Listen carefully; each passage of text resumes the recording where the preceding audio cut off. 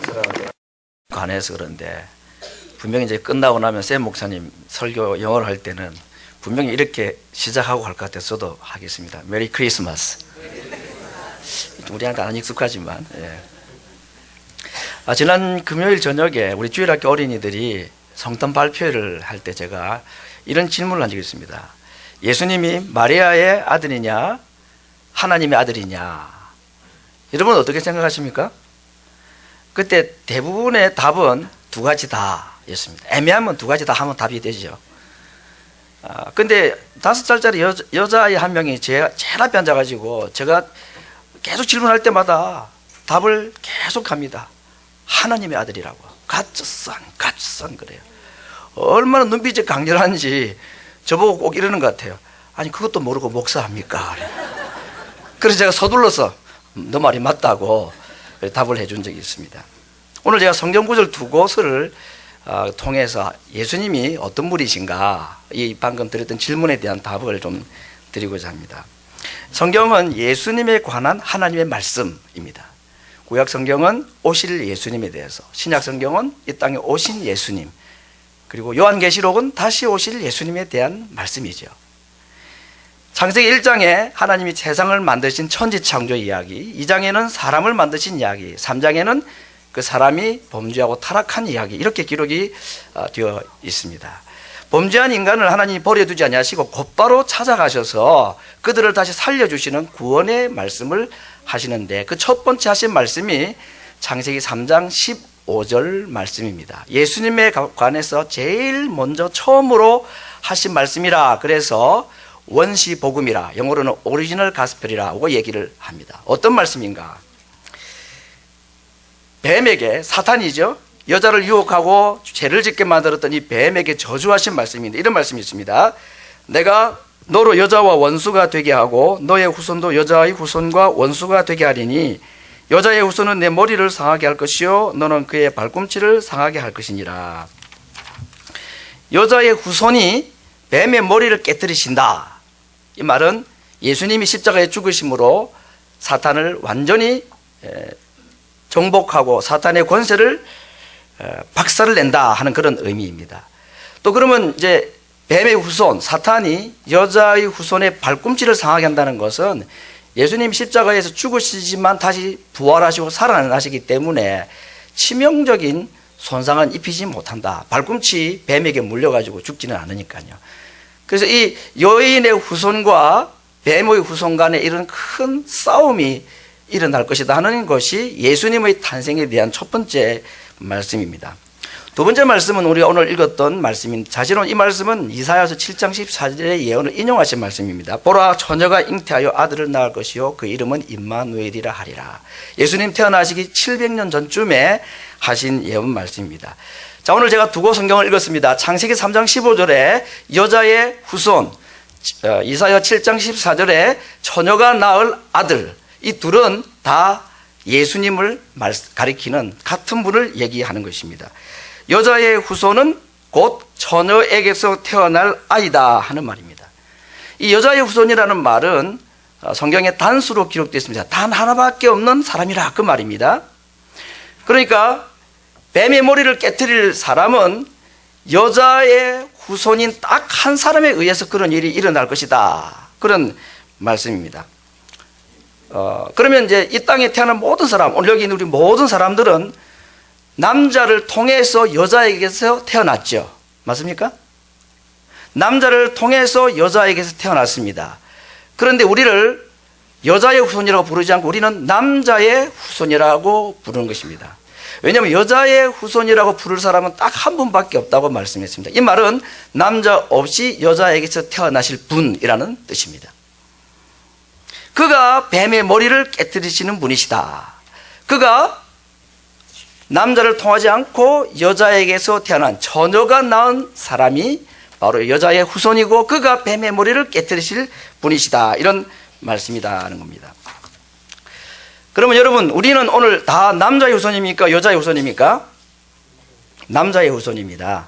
남자가 없이는 태어날 수 없는 자들입니다. 그러나 뱀의 머리를 깨뜨리실 분은 남자 없이 여자에게서 태어나시고 처녀가 낳을 분이라. 그가 이 뱀의 머리를 깨뜨리시고 사탄의 권세를 깨뜨리시고 우리를 죄에서 구원하실 분이다. 이것을 창세기 3장 15절에 또 이사야 7장에 예수님 태어나시기 오래전부터 몇백 년, 몇천 년 전에 이 말씀을 하나님이 하셨다는 겁니다. 자, 그렇다면 뱀의 머리를 깨뜨릴 사람은 왜 여자의 후손으로 태어나셔야 되는가? 남자 없이 태어나야 되는가? 남자를 통해 태어난 모든 사람은 죄인이기 때문에 그렇습니다. 모든 사람은 태어나면서부터 다 죄를 가지고 태어납니다. 그것을 원죄라고 말합니다. 죄의 본성이라고 말하고 죄를 짓고자 하는 마음을 다 가지고 태어난다는 겁니다. 사람은 죄를 지어서 그때부터 죄인이 아니고 죄인이기 때문에 죄를 짓게 되어 있는 자들입니다. 남자에게서 태어난 모든 인류는 이 죄의 본성을 다 가지고 태어나기 때문에 우리의 죄를 대신 가져갈 수 있는 사람이 못 된다는 겁니다. 성경은 말씀하시기를 의인은 없나니 하나도 없고 모든 사람이 다 죄를 범하였다고 말합니다. 하나님께서 세우신 법칙이 하나 있는데 그것은 우리의 죄를 어떻게 하나님이 해결하시기를 원하시느냐. 여러분, 죄를 지은 사람이 죄를 해결할 수 있는 방법은 딱 하나밖에 없습니다. 죽는 겁니다. 성경에 피 흘림이 없으면 죄 사함이 없다고 말씀했습니다. 그래서 구약시대에 죄를 지은 사람이 자기 죄를 용서받기 위해서는 깨끗하고 흠이 없는 짐승을 한 마리 끌고 갑니다. 그리고 자기가 그 위에 손을 얹고 자기 죄를 다 고백을 합니다. 그러면 내 입에서 나간 죄가 이 짐승에게로 다 옮겨간다는 의식이 치러집니다. 그러고 난 다음에 내 죄를 가지고 내 죄를 짊어진 이 짐승은 죽어서 피를 흘리고 가죽이 벗겨지고 그리고 각을 떠서 단 위에 올려서 불태워서 죽어 없어지면서 내 죄가 그 짐승과 함께 죽어 없어지고 사라진다.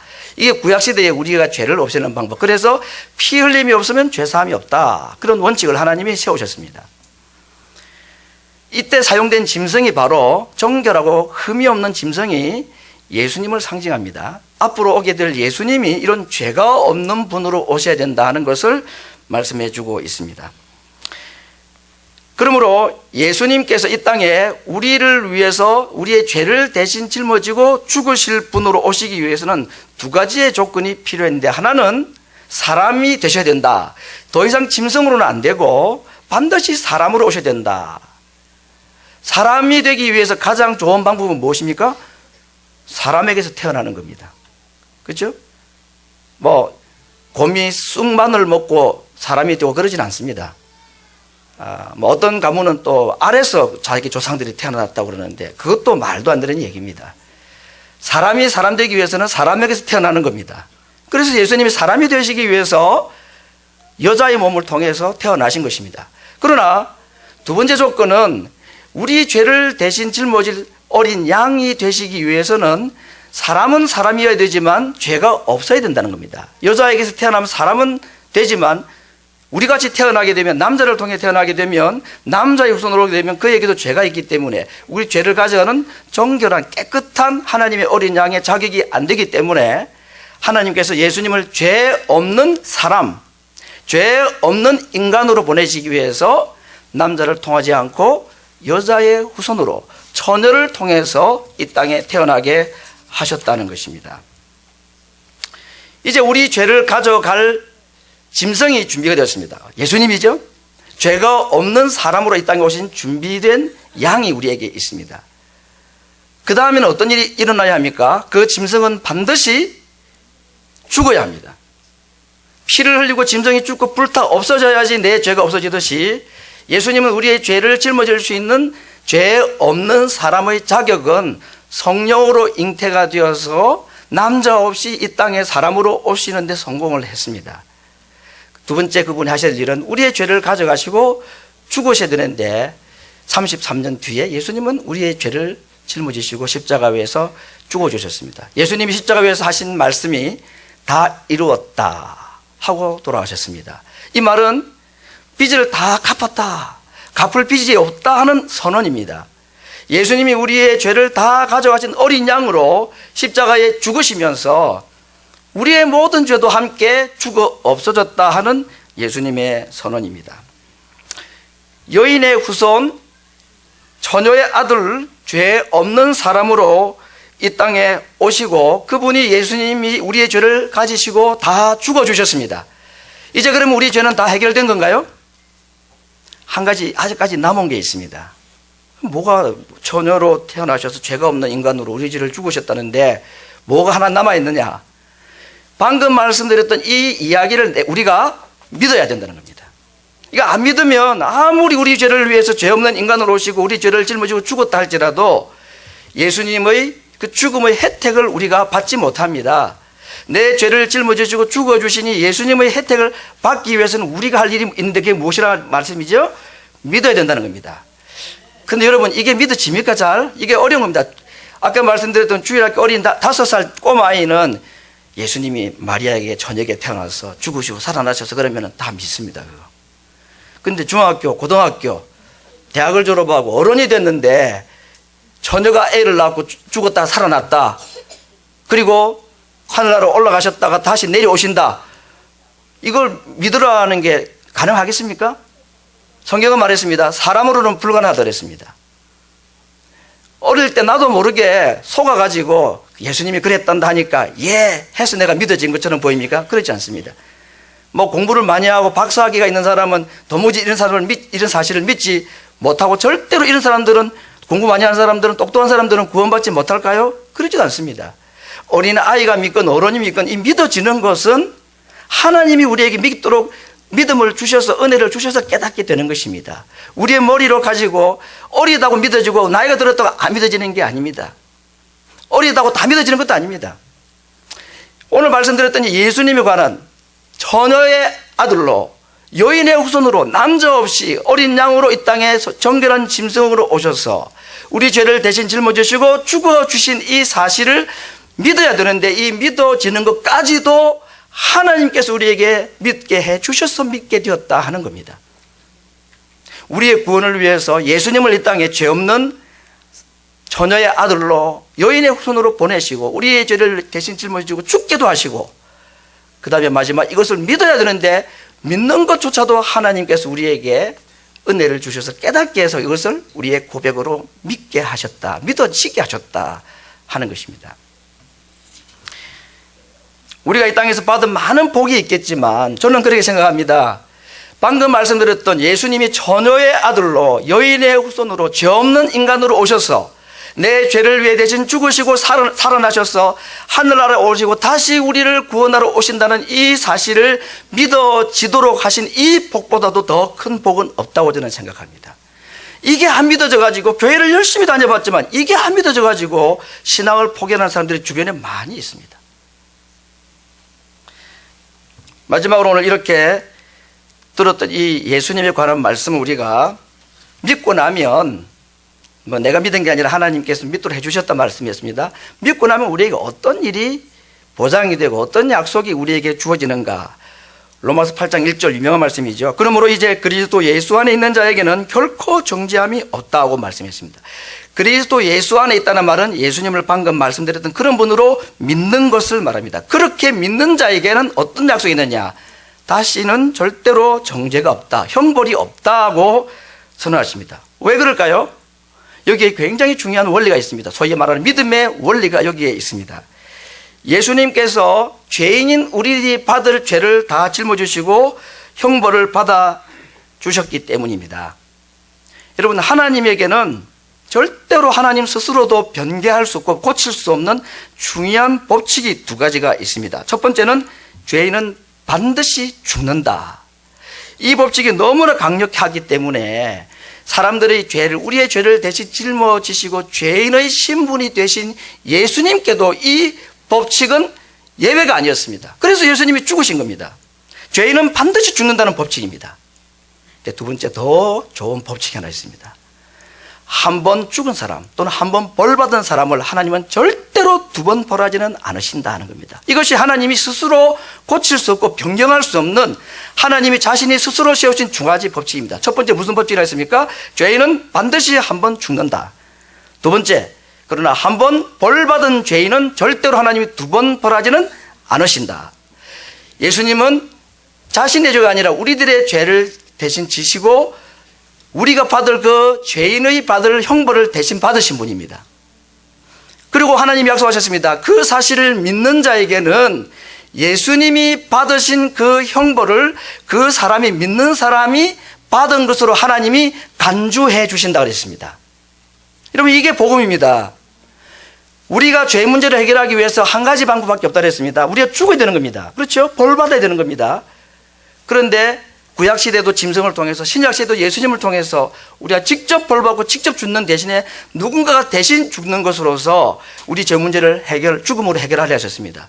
그 오신 분이 예수님입니다. 그분이 죄가 없는 분으로 처녀에게서, 그리고 여인의 후손으로 오셔서 우리 죄를 지고 죽으셨습니다. 이 사실을 믿는 자에게는 예수님이 죽으신 죄로 말미암아 받을 형벌을 우리도 받은 것으로 하나님이 어떻게 해 주신다? 간주해 주신다 하는 겁니다. 이것이 믿음의 원리입니다. 두 가지 법칙을 말씀드렸죠. 죄인은 한 번은 반드시 죽어야 된다. 두 번째 법칙은 뭐라고 그랬습니까? 한 번 벌 받은 사람은, 한 번 죽은 사람은 두 번 벌 받지 않는다 그랬습니다. 우리는 어떻게 예수님과 함께 벌 받은 자로 인정받게 되는가? 한 번 죽은 자로 하나님께 우리가 어떻게 보이게 되느냐? 예수님이 그런 분으로 오셨다는 사실을 내가 어떻게 함으로? 믿을 때에 하나님이 한 번 죽은 것으로 간주해 주는 것입니다. 그러므로 두 번째 법칙인 절대로 두 번 벌하지는 않고 절대로 두 번 죽지는 않는다는 이 법칙이 우리에게도 적용된 것입니다. 왜? 우리가 예수님을 믿었을 때에, 이 믿음도 하나님이 주셔서 믿은 거지만, 믿었을 때에 하나님 앞에 우리는 어떤 자로 보이기 시작합니까? 이미 죄 때문에 받을 벌을 받은 자로 보이는 것입니다. 그렇기 때문에 그리스도 예수 안에 있는 자, 예수님을 믿는 자에게는 절대로 정죄가 다시는 없다고 약속해 주신 것입니다. 사랑하는 성도 여러분, 오늘 우리 예수님이 태어나신 날을 기념하는 성탄절입니다. 여러분은 예수님을 창세기 3장 15절에 말씀하신 여자의 후손으로, 이사야 7장 14절에 말씀하신 처녀가 낳은 아이로 죄 없는 사람으로 오신 분이심을 믿으십니까? 그리고 그분이 나의 죄를 대신해서 죽으시고 죄인의 신분으로 내가 받을 벌을 대신 받으시고 죽으셨다는 사실도 믿으십니까?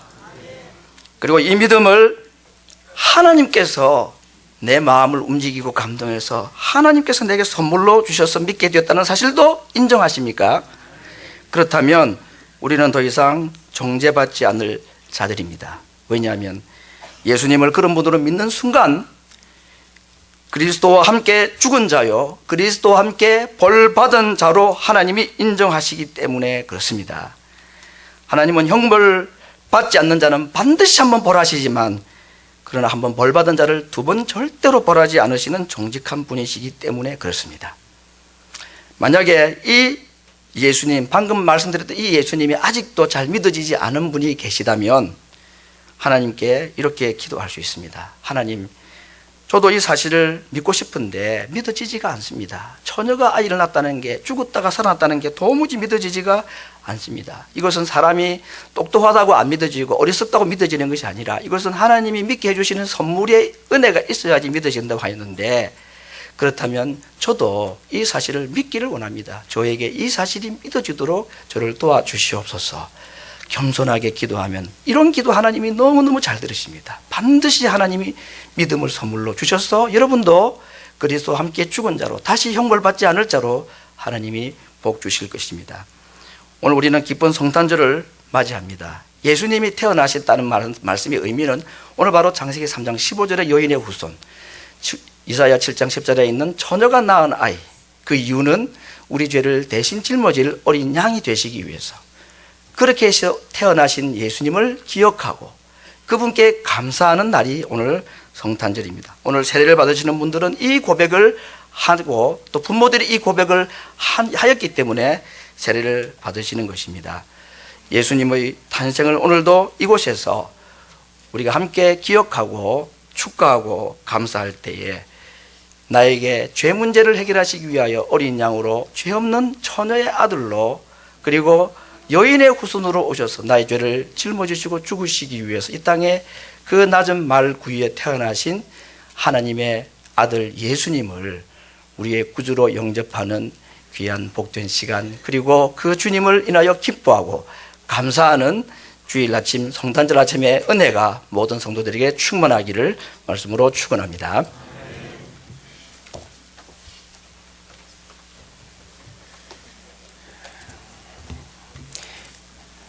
I'm not going to say Merry Christmas.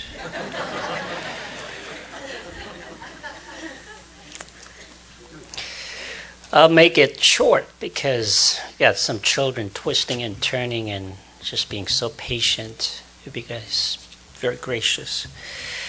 Let's think about the meaning of Christmas briefly with two specific Bible verses in mind: Genesis 3:15, Isaiah 7:14, and focus will be on the second one. Excuse me. It's Christmas cookies. Isaiah 7:14, therefore the Lord himself will give you a sign. The virgin will be with child and will give birth to a son and will call him Emmanuel. And this is prophecy concerning Jesus' virgin birth, recorded in the book of Isaiah, which is quoted in the Gospel according to Matthew. You put Genesis 3:15 and Isaiah 7:14 combined. Basically what they're saying is this: God's remedy for our sin began with the virgin birth of Jesus Christ through the Holy Spirit. Now there's only one solution to sin, our problem. Somebody has to pay for it by dying. And that someone has to be perfect as well. No blood, no sacrifice, no forgiveness. That's divine decree. That's the law. That's why in the Old Testament you got all this animal sacrifice, killing animals all the time. They have to repeat all the time because they're just not perfect. But Christ's sacrifice was once and for all offering. In fact, this animal sacrifice that you see in the Old Testament pointed to Jesus, our sacrificial lamb. The Bible announces him, Jesus, as the Lamb of God, who not only takes away our sin, but also turns away God's wrath. Now, this sacrifice or sacrificial death of Jesus Christ is the only and most perfect sacrifice and sufficient to take away our sin. I'll tell you why. Because Jesus' sacrifice is not only a true, perfectly holy, sinless man, but also he's the only begotten Son of God.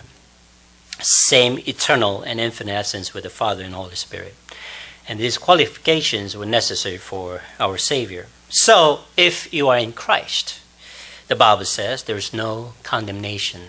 There's no penalty. You live because of the blood of the Lamb of God. The shedding of our Savior's blood was significant, especially for what it represents. It represents the perfect, sinless life of Christ poured out into death for us. By his sacrifice, we receive his death for our death, his life for our life. How is this possible? Through the work of the Holy Spirit. He is conceived through the work of the Holy Spirit. He dies on the cross and thus crushes Satan's head. It takes away our sins, and the debt has been paid. It has been paid in full, literally. He is resurrected, ascended into heaven, and will return again. Is that all? No. Now it's your turn to believe these things. Believe that sinless Jesus came as a human, and he took the penalty of sin in my place, in your place. You say, it's easier said than done. That's right, it's easier said than done. But the faith, believing all these things, is not something you work it out and then get it. It is a gift of God that has to be given to you. Do you believe that Jesus is born through the work of the Holy Spirit? Do you believe that he's the only one Savior who is able to take away your sins? Do you believe that he died for you and me? Do you believe that having such faith is also a gift from God? If you said yes, yes, yes to all these questions, there's no more condemnation. Ask for that kind of gift. You say, God, why is it so difficult for me to accept this truth? You're still doubting. You pray, God, help my unbelief. Holy Spirit, move my heart so that I can believe. He will answer your prayers. May the Lord give you the assurance and joy of salvation today as you celebrate the birth of our Savior, Jesus Christ. And also as we celebrate baptism with our brothers and sisters. and let us come with humility and with thanksgiving in our hearts. Let's